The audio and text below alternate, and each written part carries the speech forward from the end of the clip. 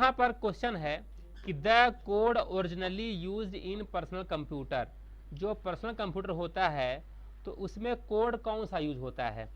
तो personal computer में मूल रूप से यूज होने वाला कोड कौन सा है, ये आस्की कोड। कौन सा होता है, आस्की। आस्की का फुल फॉर्म क्या होता है, American standard code for information interchange. इसको बताया गया था। EBCDIC ये कंप्यूटर कोड होते हैं और EBCDIC का फुल फॉर्म होता है extended binary coded decimal interchange code. और इसका जो EBCDIC होता है, इसका साइज कितना होता है, तो इसका साइज होता है 8 बिट होता है और 8 बिट बराबर होता है 1 बाइट होता है। ठीक है। आस्की का फुल फॉर्म क्या होता है, आस्की का फुल फॉर्म होता है American standard code for information interchange होता है और ये साइज कितनी होती है इसकी, 7 बिट की होती है। तो यह कितने कैरेक्टर स्टोर करता है आस्की, तो आस्की कोड रिप्रेजेंट करता है 128 कैरेक्टर रिप्रेजेंट करता है। ठीक है।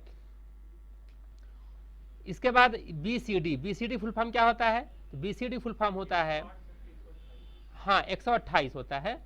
और BCD की फुल फॉर्म क्या होता है, binary coded decimal. Binary coded decimal BCD full form होता है। और साइज कितनी होती है BCD की, तो BCD साइज होती है 4 बिट होती है, 4 बिट पर डेसिमल डिजिट। ठीक है। तो इससे रिलेटेड कुछ ये फुल फॉर्म है, ये नेक्स्ट टाइम एग्जाम के हिसाब से हमें याद रखना है। ठीक है। तो यहां पर क्वेश्चन ये था कि the code originally used in personal computer, personal computer में जो कोड यूज होता है वह कौन सा कोड होता है, आस्की होता है। ठीक है। इनका full form American standard code for information interchange होता है। अगला क्वेश्चन ये है कि which of the following directories contain executable program file in Linux। Linux में जो एग्जीक्यूटेबल फाइलें होती हैं, जो रन होने वाली फाइल होती हैं, एग्जीक्यूट होने वाली फाइलें होती हैं, तो किस फोल्डर के अंदर होती हैं, कौन से डायरेक्टरी के अंदर होती हैं, यूजर के अंदर या डिवाइस के अंदर या टेम्परेरी फाइल के अंदर या बाइनरी फाइल के अंदर। तो यहां पर किसके अंदर होती हैं, ये बाइनरी के अंदर। तो राइट आंसर क्या हो जाएगा, बाइनरी फाइल। बाइनरी फाइलों के अंदर क्या होता है, लिनक्स की जो डायरेक्टरीज होती हैं, फोल्डर्स होते हैं, जिसमें से बाइनरी नाम की जो डायरेक्टरी होती है उसमें एग्जीक्यूटेबल फाइल, रन होने वाली फाइल स्टोर रहती हैं। ठीक है। तो लिनक्स में और कौन कौन सी डायरेक्टरीज होती हैं उनको देखना है। लिनक्स में जो अदर डायरेक्टरीज होती हैं, जैसे रूट डायरेक्टरी होती है, तो जो रूट डायरेक्टरी होती है इसका काम क्या होता है, तो रूट डायरेक्टरी का काम होता है कि starting point of the Linux file system, जो लिनक्स की फाइल सिस्टम होती हैं, जो फाइलें होती हैं वो रूट डायरेक्टरी के अंदर होती हैं। और जो बिन नाम की डायरेक्टरी होती है, तो बिन नाम की डायरेक्टरी में कैसी फाइलें होती हैं, एग्जीक्यूटेबल फाइलें होती हैं, रन होने वाली फाइलें होती हैं। इसीलिए कहते हैं essential binary executable file, basic command like list, ls command, cp command. ठीक है। तो ये सभी जो कमांड्स होते हैं या एग्जीक्यूटेबल फाइलें होती हैं तो किसके अंदर होती हैं, बाइनरी नाम के डायरेक्टरी के अंदर। ठीक है ना। यस बिन क्या है, तो सिस्टम बाइनरीज जो होती हैं, जैसे कि आर बूट फाइल, FFSCK फाइलें, वो किसके अंदर होती हैं, यस बिन के अंदर।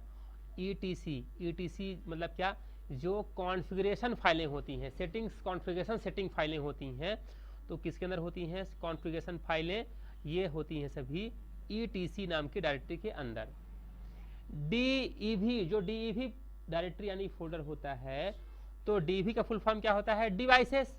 जो डिवाइसेस से रिलेटेड फाइलें होती हैं तो लिनक्स में कहाँ स्टोर होती हैं, DEV के अंदर। DEV नाम की डायरेक्टरी होगी, उस DEV नाम की डायरेक्टरी के अंदर कैसे फाइलें होंगी, कंप्यूटर से संबंधित जितने भी आप डिवाइसेस लगाए रहेंगे और डिवाइसेस से रिलेटेड जितने भी फाइलें रहेंगी, हार्डवेयर से रिलेटेड फाइलें, वो कहाँ पे रहेंगी, DEV नाम के फोल्डर यानी डायरेक्टरी के अंदर रहेंगी। ठीक है। PROC मतलब क्या होता है? PROC यानी वर्चुअल फाइल सिस्टम की जो फाइलें होती हैं, प्रोसेस इंफॉर्मेशन की फाइलें, वो कहाँ होती हैं? PROC में होती हैं।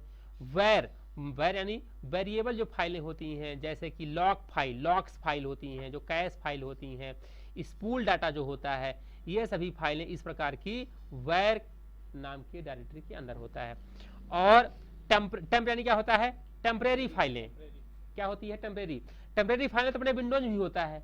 अगर आप विंडो R प्रेस करते हैं और यहाँ पर आप जाते हैं, डबल कोड लगाइए, परसेंटेज लगाइए, टेम्प लगाइए, एंटर मारेंगे, तो आप यहाँ पर जब एंटर प्रेस करेंगे तो ये देखिए ये कहाँ पर टेम्परेरी फाइलें पड़ी हैं। ये टेम्परेरी फाइलें पड़ी हैं सी ड्राइव के अंदर, यूजर के अंदर, पब्लिक वेलकम के अंदर, एप्लीकेशन डाटा के अंदर, लोकल के अंदर। ये टेम्परेरी फाइलें हैं।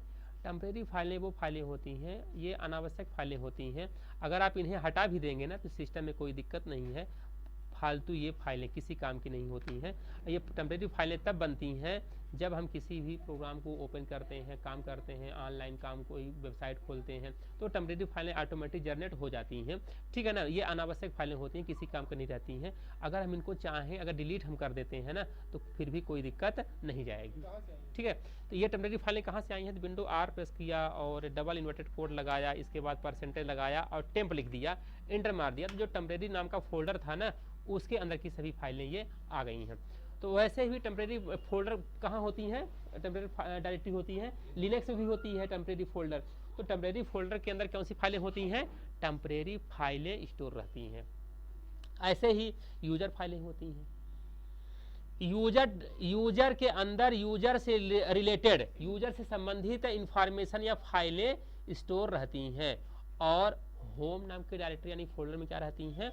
तो यूजर होम की डायरेक्टरी रहती है, जैसे होम डायरेक्टरी, यूजर डायरेक्टरी रहती है। LIB यानी कि जितने भी लाइब्रेरीज फाइलें होती हैं, बाइनरी लाइब्रेरीज फाइलें होती हैं, वो सब कहाँ होती हैं? LIB के अंदर। OPT के अंदर क्या होती हैं? Optional software package installed by the user. जो user optional software package install करता है उसका यहाँ पर LIB के अंदर रहता है। और OPT के अंदर क्या यहाँ पे MNT mount file, temporary mount point of the external file system. अगर आप किसी फाइल को माउंट कर रहे हैं तो उसकी फाइलें यहाँ पर MNT के अंदर रहेगा। मीडिया के अंदर क्या रहेगा? Auto mount point, removal media जैसे कि USB वाली ड्राइव वाली फाइलें होंगी। जो USB ड्राइव अगर आप लगाते हैं, USB ड्राइव की जितनी फाइलें आपको शो करेंगी, तो कहाँ पे शो करेंगी? वो मीडिया के अंदर शो करेंगी। जैसे आपने क्या लगा दिया, पेन ड्राइव लगा दिया या कोई USB ड्राइव लगा दिया, तो वो आपको कहाँ मिलेगी? आपको मीडिया नाम के फोल्डर के अंदर मिलेगा। किसमें? लिनक्स में मिलेगा, ठीक है। बूट के अंदर क्या रहेगा? तो बूट लोडर फाइलें होती हैं, इसमें कर्नल इमेज फाइलें होती हैं। और रूट में होम की रूट डायरेक्टरी होती है, जिसे हम कहते हैं एडमिनिस्ट्रेटर, ठीक है।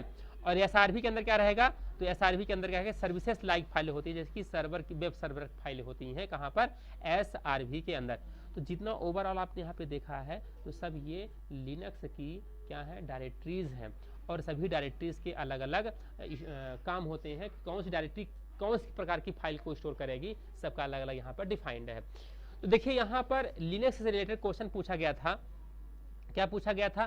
कि ये था कि लिनक्स में कौन सी डायरेक्टरी में निष्पादन योग्य यानी एग्जीक्यूट होने वाले प्रोग्राम फाइलें होती हैं। तो कौन सी डायरेक्टरी के अंदर होती है? तो यूजर के अंदर होता है, या DB के अंदर होता है, टेम्परेरी के अंदर होता है, या बिन के अंदर। राइट आंसर क्या हो जाएगा इसका? बिन हो जाएगा, ठीक है। देखिए कहाँ के अंदर क्वेश्चन पूछता है, तो इसलिए हमें डिटेल में हर चीज पता होना चाहिए, ठीक है। अगला क्वेश्चन क्या है कि व्हाट इज अ बाइट? एक बाइट क्या होता है? वन बाइट बराबर कितना होता है? 1 बाइट बराबर 8 बिट होता है। तो ये मेमोरी मेजरमेंट यूनिट आपको पता होना चाहिए कि कितने बिट में कितने बाइट होते हैं, कितने बाइट में कितने KB होते हैं, कितने KB में कितने MB होते हैं। ये डिटेल आपको पता होना चाहिए, क्योंकि एग्जाम में 1-2 क्वेश्चन जरूर पूछता है मेमोरी मेजरमेंट यूनिट से, इसलिए ये चीजें आपको ध्यान में रखना है, ठीक है। चलिए देखिए, तो यहाँ पे जो आपको दिखाई दे रहा है, ठीक है, ये क्या है? मेमोरी मेजरमेंट यूनिट्स हैं, यानी कि कंप्यूटर की मेमोरी को मापने की इकाई दिया है। तो जैसे कि अगर बात करते हैं आपकी 1 बीट बराबर कितना होता है, तो 1 बीट बराबर होता है बाइनरी डिजिट होता है। और बाइनरी डिजिट में कोई भी अंक आ सकता है, 0 और 1 दोनों में से। बाइनरी अंक 2 ही होते हैं, 0 और 1 होते हैं। अगर बात आती है कि 1 बाइट में 8 बिट में कितने बाइट होते हैं, तो 8 बिट बराबर 1 बाइट होता है। 1024 बाइट बराबर होता है 1 KB 1 किलो बाइट होता है। और 1024 KB बराबर 1 MB होता है, मेगा बाइट होता है। और 224 MB बराबर 1 GB यानी गीगा बाइट होता है। 224 GB बराबर 1 TB यानी टेराबाइट होता है। 224 TB यानी 1 PB पेटाबाइट होता है। और 224 PB यानी 1 एक्साबाइट होता है। 224 एक्साबाइट बराबर 1 जेटाबाइट होता है। और 224 जेटाबाइट बराबर 1 योटाबाइट होता है। और 224 योटाबाइट बराबर 1 ब्रोंटोबाइट होता है। और 224 ब्रोंटोबाइट बराबर 1 जियोबाइट होता है। और geobyte is the highest memory measurement unit, यानी जियोबाइट सबसे बड़ी मेमोरी मेजरमेंट यूनिट है। ठीक है, तो इसको भी हमें ध्यान में रखना है। अगला क्वेश्चन है, ठीक है, अगला क्वेश्चन है, अच्छा इसका हिंदी ही था ये क्वेश्चन। अगला क्वेश्चन है कि which of the following is not a database application, कौन सा एक डाटाबेस एप्लीकेशन नहीं है। ठीक है ना, तो ये डाटाबेस सॉफ्टवेयर होता क्या है, तो डाटाबेस सॉफ्टवेयर ऐसा सॉफ्टवेयर जिसमें हम किसी भी इंफॉर्मेशन को, इंटरलेटेड इंफॉर्मेशन को एक टेबल के फॉर्मेट में स्टोर करके रखते हैं, वो डाटाबेस सॉफ्टवेयर होता है। अब डेटाबेस सॉफ्टवेयर के अंतर्गत कौन कौन से आते हैं, तो डाटाबेस सॉफ्टवेयर के अंदर आपका आता है क्या, डी बेस आता है, फॉक्स प्रो आता है और MS एक्सेस आता है। ठीक है, विंडो R प्रेस करिए और यहाँ पे MS एक्सेस ओपन करिए, ये है MS एक्सेस है, तो ये भी एक डाटाबेस सॉफ्टवेयर है MS एक्सेस। तो आपको एटलीस्ट ये पता होना चाहिए कि डाटाबेस सॉफ्टवेयर कौन कौन से होते हैं, कौन कौन से डाटाबेस सॉफ्टवेयर नहीं होते हैं। तो हम यहाँ पे आपको एक डाटाबेस सॉफ्टवेयर में आपको प्रैक्टिकली करके दिखा देते हैं कि डाटाबेस में इंफॉर्मेशन कैसे स्टोर करते हैं, ताकि आपको याद रहे कि डाटाबेस होता क्या है, कैसे काम करता है। ठीक है, तो हम यहाँ पे एक MS एक्सेस ओपन करते हैं और MS एक्सेस ओपन करने के बाद एक हम छोटा सा डाटाबेस बनाते हैं और इस डाटाबेस का नाम हम दे देते हैं कॉलेज। क्या दे दिया, कॉलेज दे दिया, और हमने यहाँ पे क्रिएट कर दिया। अब यहाँ पे टेबल दिया है और यहाँ पे डिजाइन व्यू पे जा करके हम टेबल का नाम दे देते हैं क्या, स्टूडेंट दे देते हैं। ठीक है, क्या दे दिया हमने, स्टूडेंट दे दिया, ये स्टूडेंट दे दिया, ओके कर दिया।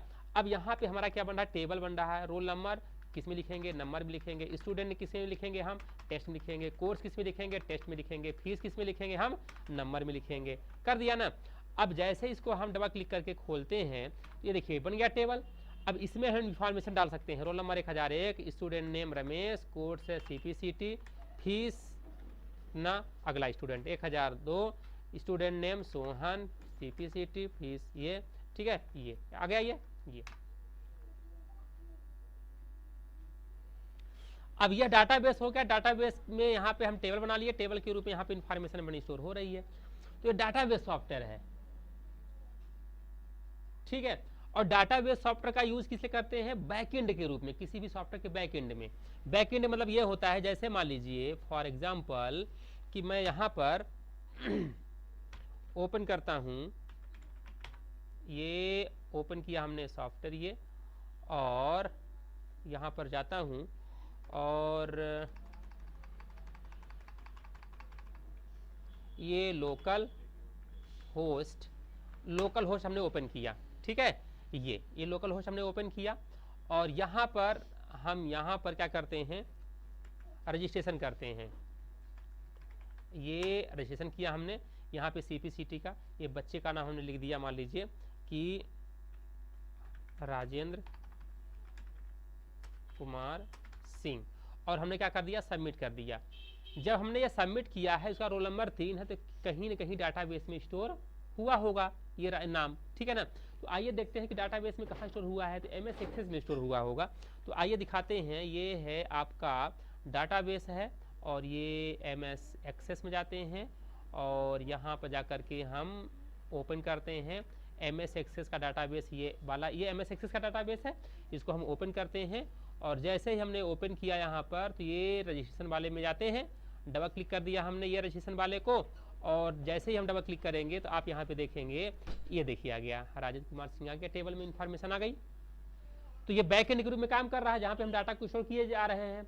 ठीक है, तो ये यहाँ पर एक क्वेश्चन ये था कि कौन सा एक ऐसा सॉफ्टवेयर है जो कि डाटाबेस एप्लीकेशन है। इसमें से डाटाबेस एप्लीकेशन कौन सा है, तो डी बेस है, फॉक्सरो है और एक्सेस है, लेकिन कौन सा नहीं है?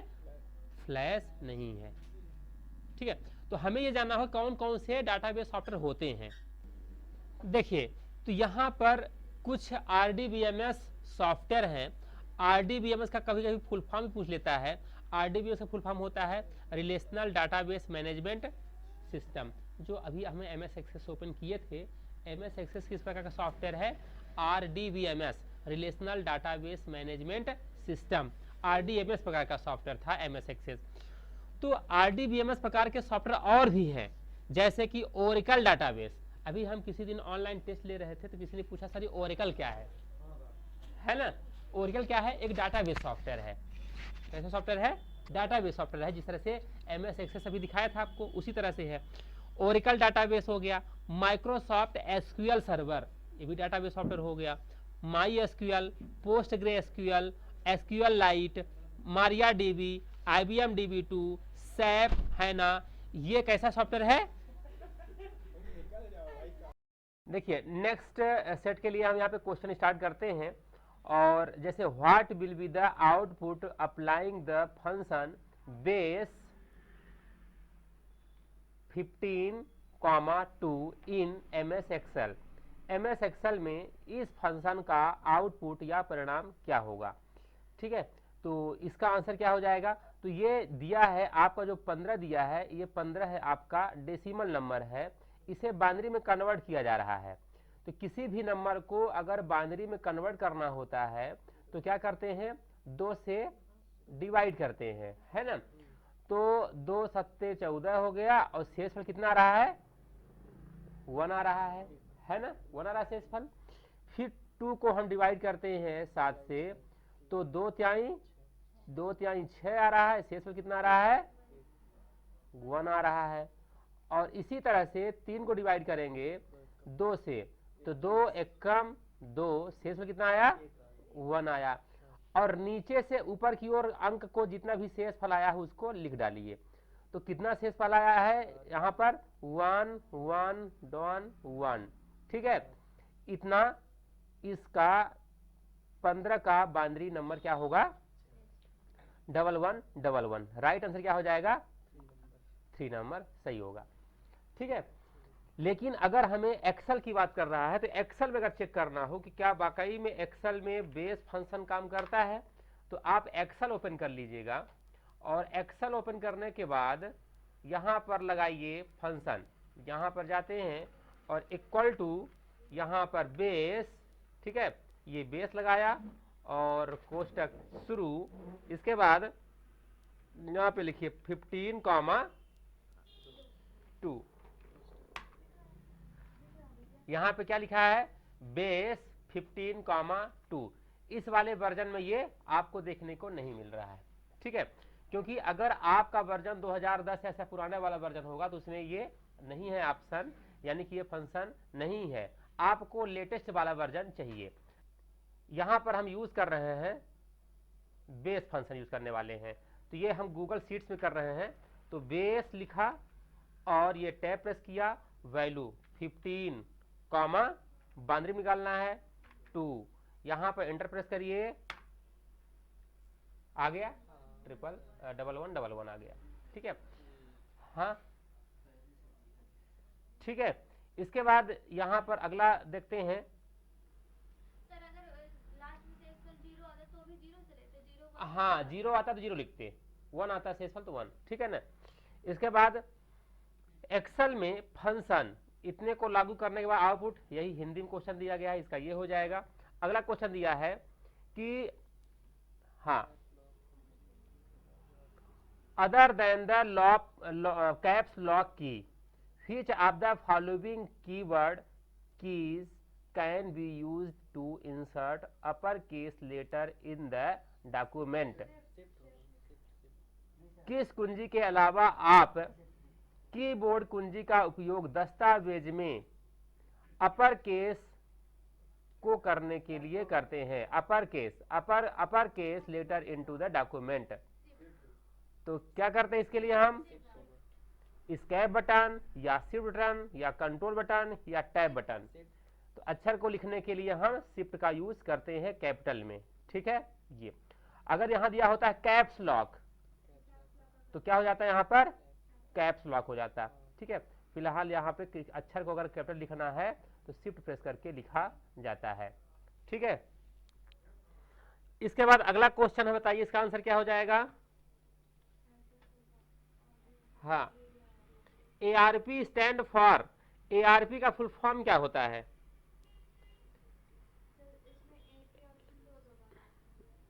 सेम ऑप्शन नहीं, अलग अलग ऑप्शन है, बताइए इसका आंसर क्या हो जाएगा।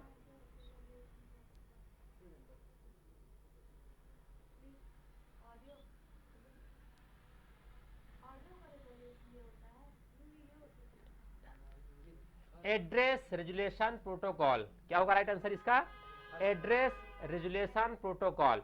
व्हाट इज प्रोटोकॉल, प्रोटोकॉल क्या होता है, protocol is set of rules. जैसे अगर आप कोई भी वेबसाइट ओपन करते हैं ना तो एज लिखा होता है HTTP, है ना, और फिर www.xyz.com, तो जो HTTP लिखा होता है ये क्या होता है, प्रोटोकॉल। HTTP का फुल फॉर्म क्या होता है, हाइपर टेक्स्ट ट्रांसफर प्रोटोकॉल। अगर यस लिखा है फॉर सिक्योर हो जाता है, ठीक है ना। तो HTTP जितने भी प्रोटोकॉल होते हैं ना, सभी प्रोटोकॉल के अलग अलग वर्क होते हैं। जैसे HTTP प्रोटोकॉल क्या करता है, HTTP प्रोटोकॉल करता है कि एक पेज के कंटेंट को दूसरे पेज पर फॉरवर्ड करने के लिए, मूव करने के लिए HTTP का यूज करते हैं, ठीक है। HTTP प्रोटोकॉल क्या करता है कि अपनी जो टेक्स्ट फाइल होती है, छोटी छोटी इमेजेस फाइल होती हैं, उनको एक पेज से दूसरे पेज पर ट्रांसफर करने का काम ये करता है, ठीक है। और यहाँ पर अलग अलग प्रकार के प्रोटोकॉल होते हैं जिसका हम यहाँ पर आपको डिटेल में बता रहे हैं, ठीक है।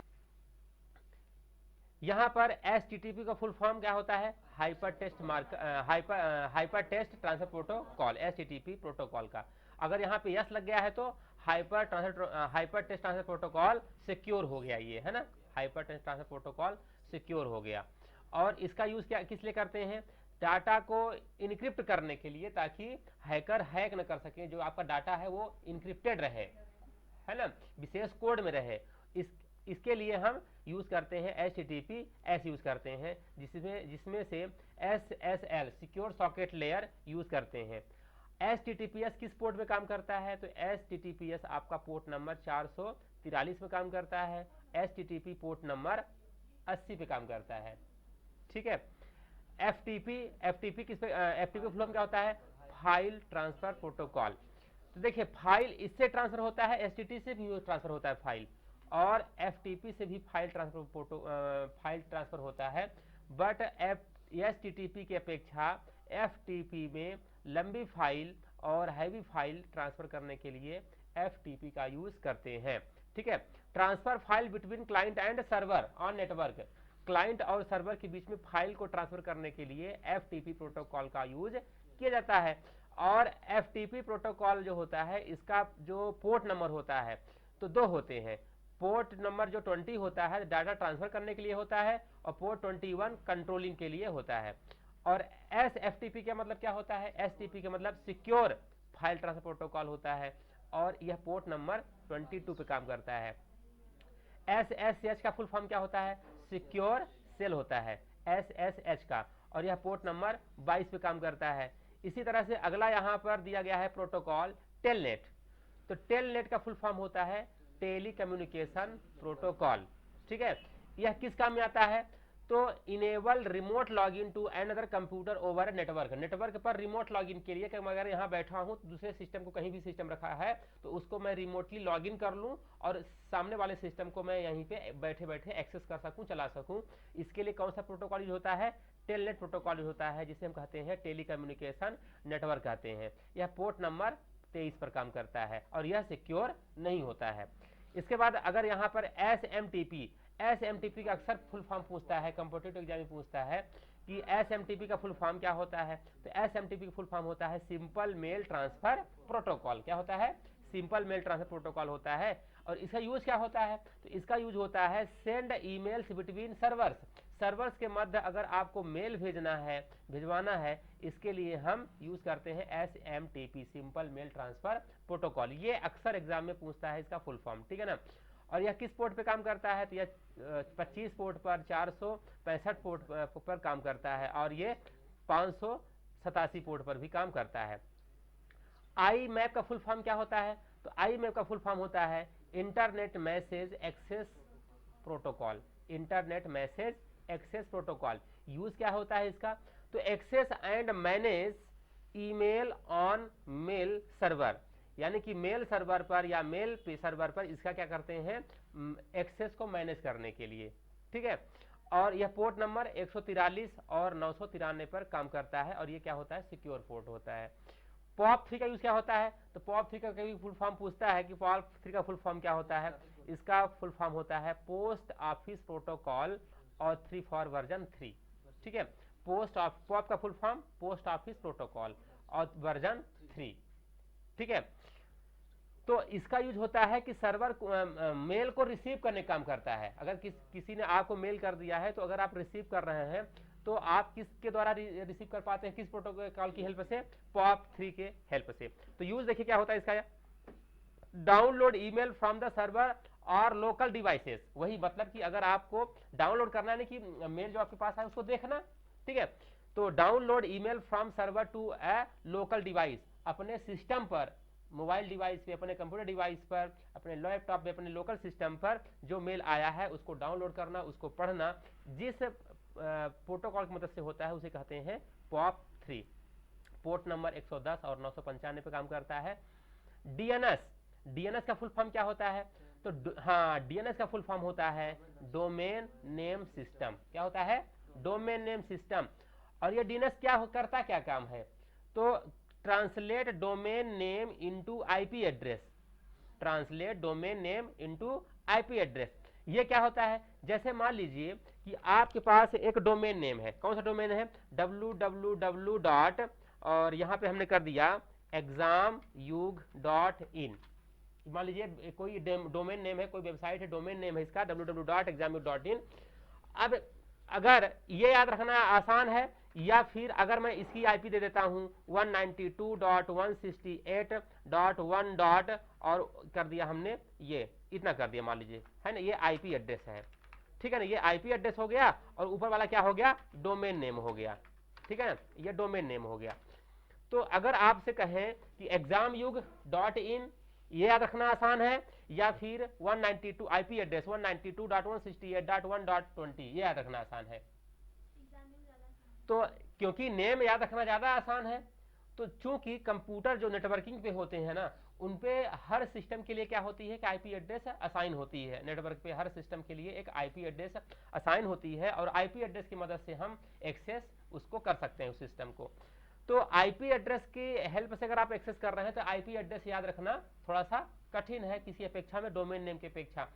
तो इसलिए जो डीएनएस होता है ना, डोमेन नेम सिस्टम, डीएनएस क्या करता है कि जो आपका डोमेन नेम है ना, तो translate domain name into IP address, domain name को आईपी एड्रेस में बदल देता है। तो जैसे मान लीजिए कि एग्जामयुग का अगर इंटरनल इसका जो आईपी एड्रेस है 192.168.1.20 मान लीजिए है, तो जैसे ही आप वहां पर सर्च करते हैं examyug.in, तो वो ट्रांसलेट कर देता है आईपी में, और आईपी की मदद से इंटरनली वो आप उसको एक्सेस कर पाते हैं, ठीक है ना। तो ये क्या कहलाता है, डीएनएस का फुल फॉर्म क्या होता है, डोमेन नेम सिस्टम होता है, ठीक है। और यह किस पोर्ट पे काम करता है, तो ये पोर्ट पर काम करता है 53 पोर्ट पे काम करता है। और यूडीपी का फुल फॉर्म क्या होता है, यूजर डाटाग्राम प्रोटोकॉल होता है, और टीसीपी ट्रांसमिशन कंट्रोल प्रोटोकॉल होता है, ठीक है। तो ये दोनों प्रोटोकॉल किस पे काम करते हैं, पोर्ट नंबर 53 पे काम करते हैं।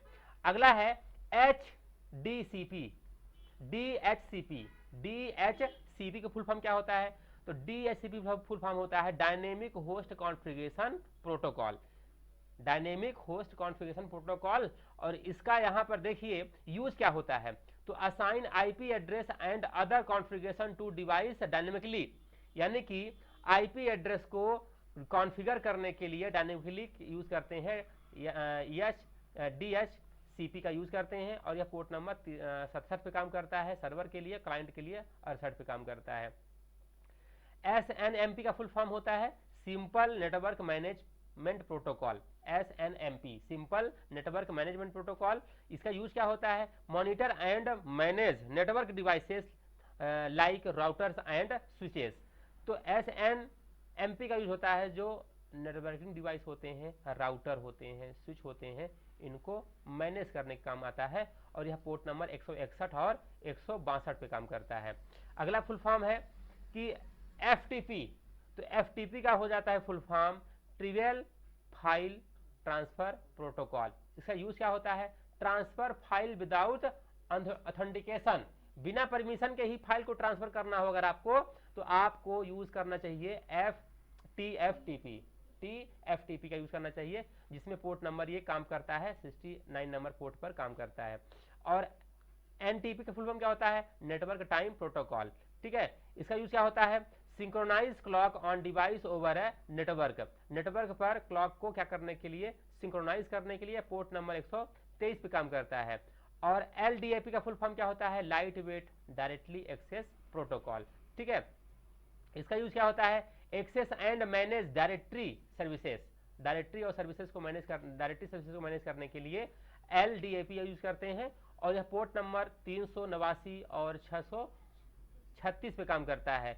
और RDP का फुल फॉर्म क्या होता है? तो रिमोट डेस्कटॉप प्रोटोकॉल इसका फुल फॉर्म होता है। और यूज क्या होता है? Connect to and control a remote window system, यानी कि विंडोज सिस्टम को रिमोटली, एक विंडो को दूसरे विंडो को कनेक्ट करके रिमोटली एक्सेस करने के लिए RDP रिमोट डेस्कटॉप प्रोटोकॉल का यूज किया जाता है।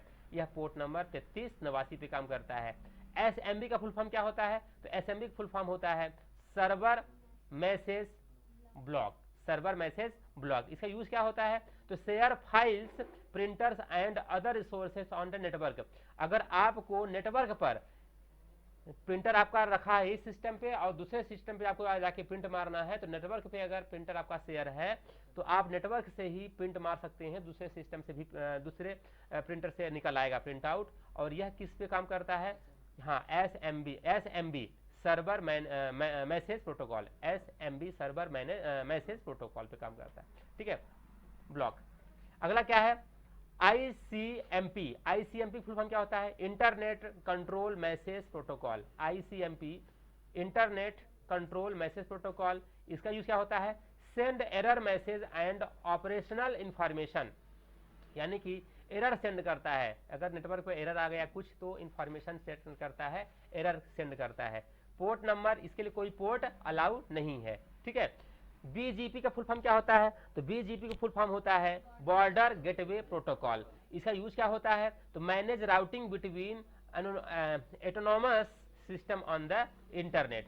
पोर्ट नंबर किस पे काम करता है? 179 पे काम करता है। RTP का फुल फॉर्म क्या होता है? रियल टाइम ट्रांसफर प्रोटोकॉल होता है।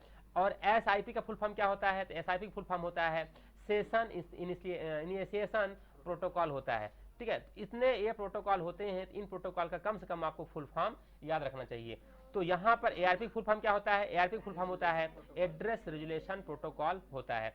ठीक है, देखिए यहाँ पे जैसे पूछा है ना इसका फुल फॉर्म, अगली बार हो सकता है कि किसी और का फुल फॉर्म पूछ ले, इसलिए फुल फॉर्म भी आना चाहिए। ठीक है, ये कंप्यूटर नेटवर्क के क्वेश्चन है। देखिए कुछ यहाँ पर CPU से संबंधित शब्दावली दिए गए हैं, तो थोड़ा सा उनके बारे में आपको यहाँ पे देखना है, फिर क्वेश्चन करिएगा तो आसानी समझ में आ जाएगा। ठीक है, तो यहाँ पे क्वेश्चन दिया है कि इंस्ट्रक्शन साइकिल क्या होता है? CPU में जो CPU होता है, CPU में जो इंस्ट्रक्शन साइकिल होता है तो वो क्या चीज होती है, जिसे निर्देश चक्र कहते हैं।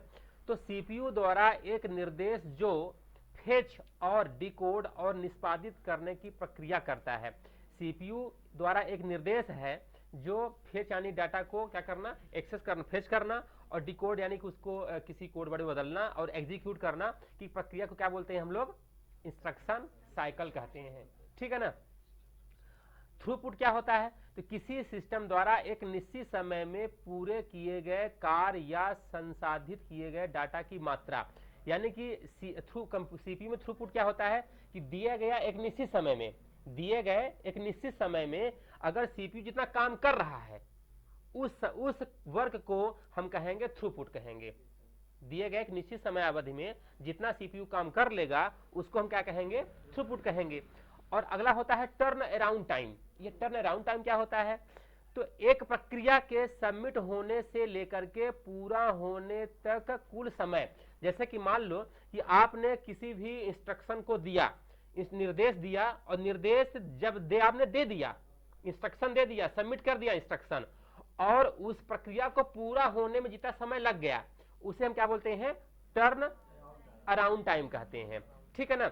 इसके बाद अगला क्या दिया है, क्लॉक स्पीड। और क्लॉक स्पीड कैसे कहेंगे, तो सीपीयू द्वारा प्रति सेकंड निष्पादित किए गए जाने वाले साइकिल की संख्या को हम क्या कहते हैं, गीगाहर्ट्ज में मापते हैं।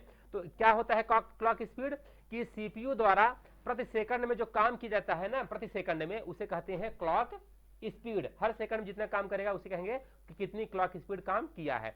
और इसमें हम मापते किसमें है, क्लॉक स्पीड को गीगाहर्ट्ज में मापते हैं, ठीक है। कैश मेमोरी क्या होती है, तो जो कैश मेमोरी होती है तो यह सीपीयू सेंट्रल प्रोसेसिंग यूनिट और रैम के बीच की मेमोरी के बीच की मेमोरी होती है, ठीक है ना। यानी कि कैश मेमोरी जो होती है ना, तो एक बफर का काम करती है, ठीक है। बफर का काम करने का मतलब कि अगर यहाँ पर सीपीयू के पास डाटा अगर प्रॉपर नहीं पहुंच पा रहा है, क्योंकि सीपीयू बहुत फास्ट होता है काम करने के लिए, तो वो डाटा कहां से जाएगा, कैश मेमोरी से जाएगा। और कैश मेमोरी से डाटा कहां आएगा, रैम से आएगा। तो रैम देगा कैश को, कैश देगा सीपीयू को। इस तरह से कैश मेमोरी का हेल्प करता है, किस काम में आता है, बफर का काम करता है, बफरिंग काम करता है, ताकि सीपीयू आपका अनावश्यक खाली न बैठे, आइडल न रहे, लगातार प्रॉपर काम करता रहे और सीपीयू का फुल यूटिलाइजेशन यूज हो सके, इसलिए हम कैश मेमोरी का यूज करते हैं, ठीक है ना।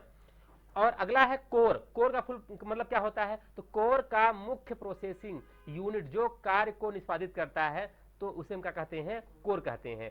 और हाइपर थ्रेडिंग कहलाता है, तो हाइपर थ्रेडिंग होती है, एक तकनीकी है जिससे एक कोर एक समय में एक से अधिक थ्रेड्स को निष्पादित कर सकता है। थ्रेड्स यानी क्या होता है, थ्रेड्स यानी प्रोग्राम, छोटे छोटे प्रोग्राम से कहलाते हैं, थ्रेड्स कहलाते हैं, ठीक है। तो एक तकनीकी जिसमें एक कोर एक समय में एक से अधिक थ्रेड्स को निष्पादित करता है, उसे हम क्या कहते हैं, थ्रेड कहते हैं, एग्जीक्यूट करना, ठीक है। अगला क्या है, पाइपलाइन क्या कहलाता है, तो निर्देशों को एक पैरेलल तरीके से एग्जीक्यूट करने के लिए उपयोग की जाने वाली तकनीकी को हम क्या कहते हैं, पाइपलाइन कहते हैं। और लेटेंसी क्या चीज होती है सीपीयू के अंतर्गत, तो लेटेंसी मतलब होता है डाटा को रिक्वेस्ट और प्रोसेसिंग के बीच का जो समय लगता है। रिक्वेस्ट जब हम अनुरोध करते हैं और जो उससे हमें रिजल्ट प्राप्त होता है, उसके बीच का जो समय लगता है उसे हम क्या बोलते हैं, लेटेंसी कहते हैं, विलंबता कहते हैं। जैसे हमने अनुरोध किया कि हमको ये इंस्ट्रक्शन यानी कि ये आउटपुट चाहिए, इंस्ट्रक्शन दे दिया और वो आउटपुट हमें परिणाम मिला उधर से, तो उसे हम क्या बोलेंगे, लेटेंसी कहेंगे। और एएलयू का फुल फॉर्म क्या होता है, एएलयू का फुल फॉर्म होता है अर्थमेटिक लॉजिक यूनिट होता है। और यह अंकगणितीय और तार्किक इकाइयों पर, यानी कि जितने भी मैथमेटिकल वर्क, लॉजिकल वर्क काम होता है ना सीपीयू के अंतर्गत, वह सीपीयू का पार्ट कौन करता है, एएलयू करता है। एएलयू सीपीयू का क्या होता है, पार्ट होता है, ठीक है ना। हाँ, एएलयू फुल फॉर्म होता है अर्थमेटिक लॉजिक यूनिट। एक होता है एमआईयू, एमआईयू का फुल फॉर्म क्या होता है, मेमोरी यूनिट, सीपीयू का ही पार्ट होता है। एक होता है क्या, सीयू, सीयू मतलब होता है कंट्रोल यूनिट, कंट्रोलिंग काम करता है, ठीक है। रजिस्टर्स होते हैं सीपीयू के अंदर, तो ये रजिस्टर का काम करते हैं। तो सीपीयू के भीतर छोटी और तेज मेमोरी जो निर्देश और डाटा को अस्थायी रूप से स्टोर करती है, उसे हम रजिस्टर्स कहते हैं।